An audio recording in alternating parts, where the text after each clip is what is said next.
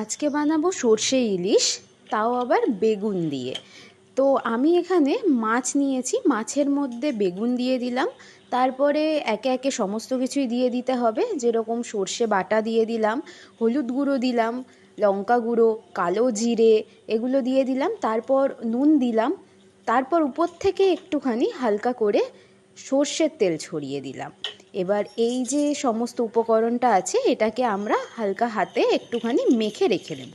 তারপর তেল গরম হলে কড়াইতে এর মধ্যে আমরা কালো জিরে আর লঙ্কা ফোড়ন দিয়ে দেবো। ফোড়ন দিয়ে হালকা একটুখানি নেড়ে চেড়ে নেব। তারপর মেখে রাখা যে মাছটা রয়েছে সেটাকে আমরা কড়াইতে দিয়ে দিলাম। কড়াইতে দিয়ে একটু নাড়াচাড়া করে নিলাম। এর উপরে একটুখানি হালকা করে জল দিয়ে দেবেন, যাতে ঝোলটা ভালো মতো হয়। এরপর কিছুই না, এটা জাস্ট সেদ্ধ হয়ে গেলে, ফুটে গেলেই হয়ে গেল সর্ষে ইলিশ গরম গরম।